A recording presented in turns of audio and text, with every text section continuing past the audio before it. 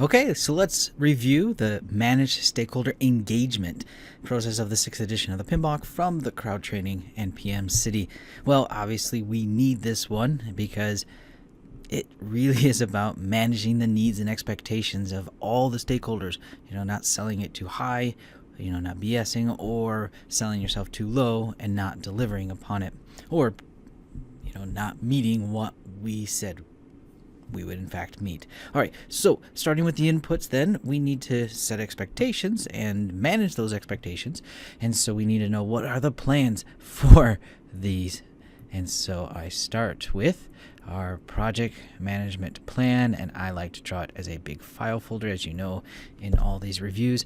And the reason I do that is because it is not just one singular plan. Yes, communications, for instance, would be a major one, and this used to be in the communications management knowledge area, but really deservingly it needs its own, well, one, knowledge area for stakeholders, but then two, this process, it's all about managing those expectations and engaging it with the stakeholders in the most appropriate way. So you need to know what is the best way to manage the communication, as well as, all the stakeholders, obviously, because this is in that knowledge area, but, really resources and quality and cost and schedules, all those kind of plans also are something that might be of reference.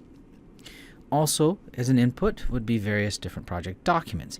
The one most obvious one is, the stakeholder list, or what we now call the Stakeholder Registry, because if you're going to manage the stakeholders, you need to know who the stakeholders are and their influences and other things like that. But also, you could have various other documents like the risk register or even communications log or whatever else that might be of use. And we are products of our environment, so how I might run a project, say, in the Middle East versus project here in the United States, or even from a startup company to a very button-up corporate environment, our enterprise environmental factors will definitely influence how we go about managing expectations and communicating all that.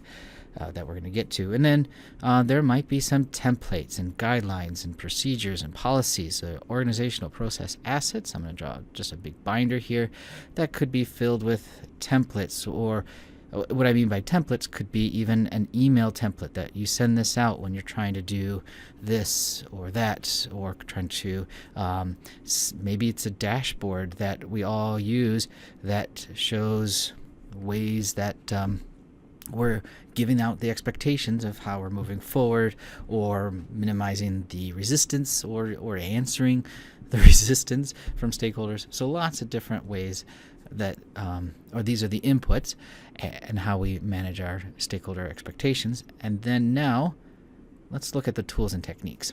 And there are a few. Well, sometimes you kind of just know.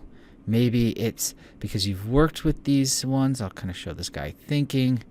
He just kind of made it go up his nose, but let's just say he's thinking here, and some stakeholders he just knows how to work with. Maybe it's his team, maybe it's his owners, maybe it's these customers, but he just has some expert judgment. Maybe it's not him as, I'm not saying this is a project manager, I'm just saying it's anybody on your team that has experiences or knowledge or just political acumen that is best suited for dealing with the expectations and the engagement of stakeholders. Also, it takes a lot of communication. So how we communicate and how we use that skill to converse and to and this doesn't mean just vocally. This means also written formats and conference calls and other media that you might be producing, or you just even working in a team. And so the various different communication skills, your grammar and your presentation, and then also how you do that, not just you, but the entire team, the various skills, what we call interpersonal, the way that you can work with and learn and deal with others. So negotiation and active listening, being able to read body language and being politically aware and culturally aware, and being able to kind of just work with people. Maybe it's even the implicit and explicit ways that you negotiate and talk and and just influence. So those are lots of skills that are very powerful in all the team, including, of course, you as a project manager.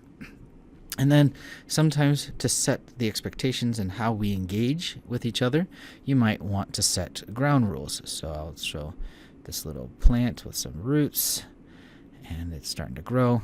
But at the ground, we want to have some ways in which we are expecting things to go or not go. So we want to try to establish these things because that's going to let things emanate from that point and not have to worry about restarting or at least minimizing some of the conflicts.